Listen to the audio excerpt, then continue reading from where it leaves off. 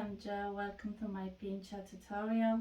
I decided that summer is a great time to learn some inversions. Inversions are really good for improving your focus and I would say happiness in life, but I will leave that one to your own discretion. So Pincha and handstands, they are not supposed to be jumped into until you actually get into it without jumping.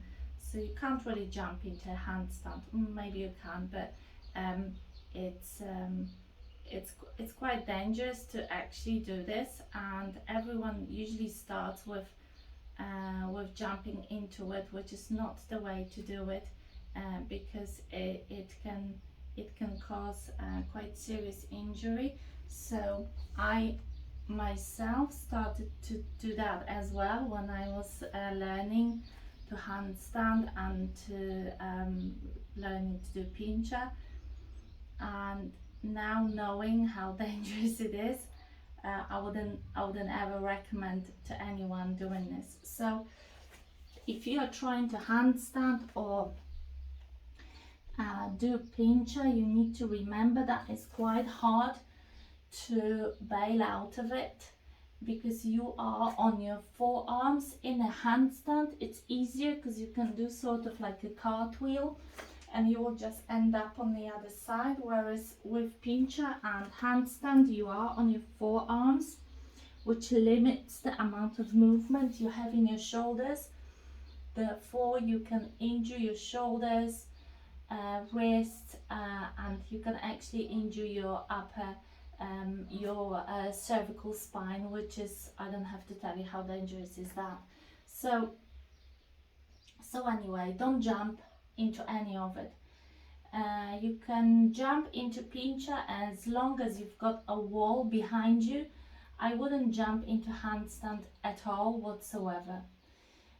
So to learn pincha, you've got to have quite a lot of strength in your shoulder and quite a lot of stability. So there's few things that you can start doing to build up this strength and stability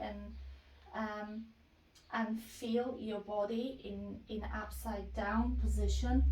So you definitely need a wall, and that's going to be your escape. A second thing, you might need like a yoga block. So your elbows need to be shoulder width apart. It usually will be sort of a yoga block width apart. So if you have a yoga block, that's useful. If you put it down and then you can hold it like this, it helps. And then starting from sort of modified tabletop, you send your hips up. Now it doesn't really matter if you haven't got the flexibility in your hamstrings. Well, it does matter, but you can build it over time, so I wouldn't worry about that. So first exercise is just to walk forwards and try to send your hips as far as possible up and forwards, just to feel, just to know how it feels when you have your hips above your head in pincha. The next exercise with the wall behind you, just in case you do tip forward, is to come forward and lift your leg. Well, that was too far, don't do it straight away. So let's start again.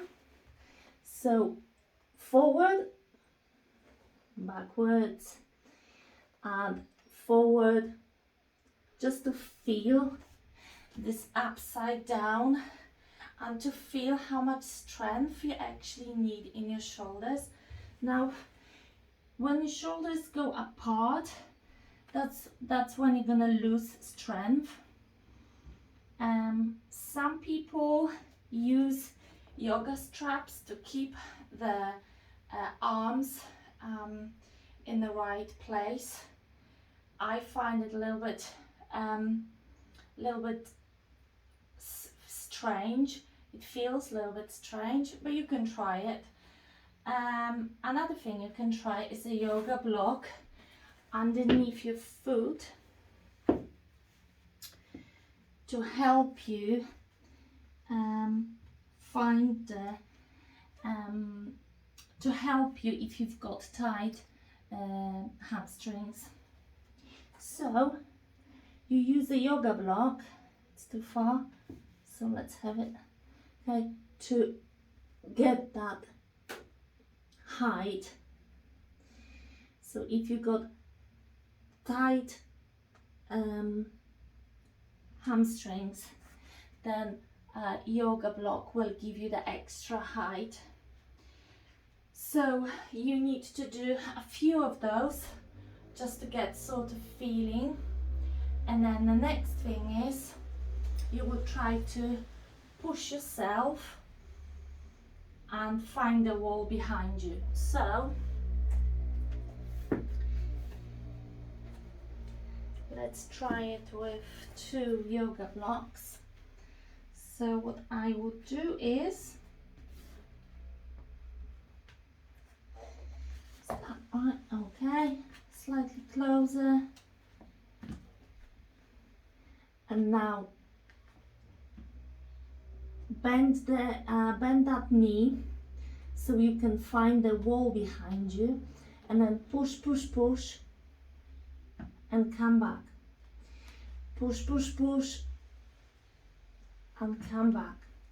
Now, at some point when you push, you will feel this leg going up, because your hips will tip you to the balance right over your head, and that's when your leg will become lighter.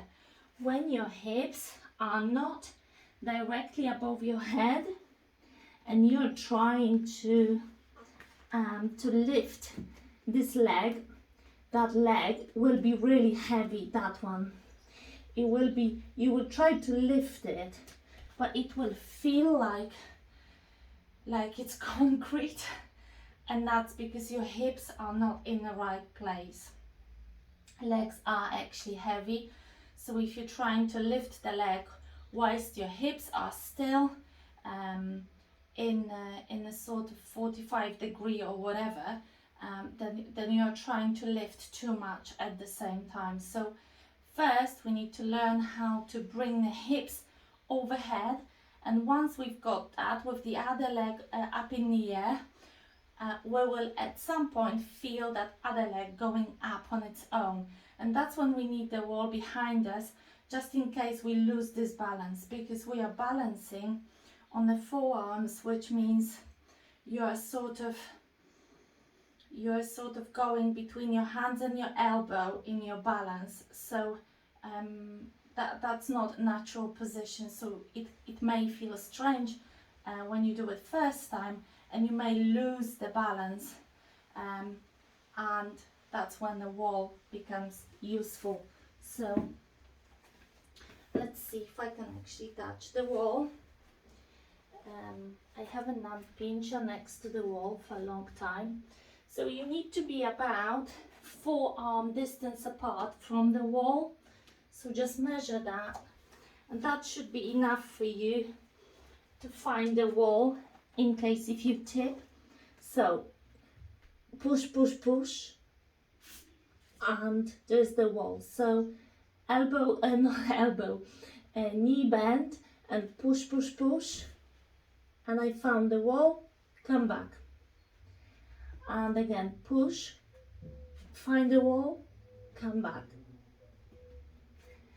And then when you start finding the wall, you may as well start to come off the wall and see if you can hold the balance. And that's sort of first thing that you want to do if you want to learn how to do Pincha. The exercises for this that I suggest is the dolphin slide, which you either like or hate, but they are very useful. So you start with your nose in line with your elbows.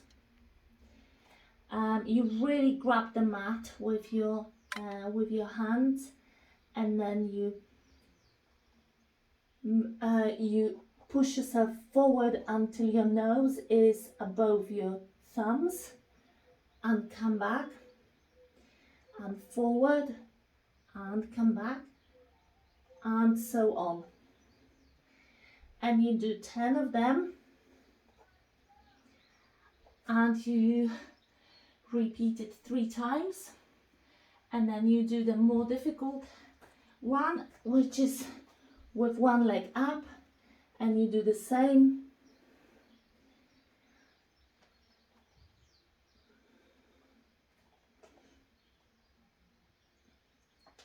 Ten of them, so 5 on each side, and then repeat 3 times.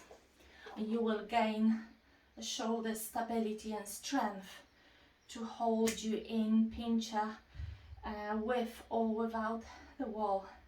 So I hope it helps. If you have any questions, leave me a comment. Find me on my social media, and I will try to help you. DM for any tips. I'm happy to answer. Just let me know, and I will do as much as I can to help you to achieve this, if this is what you would like to learn. Thank you very much, and see you again.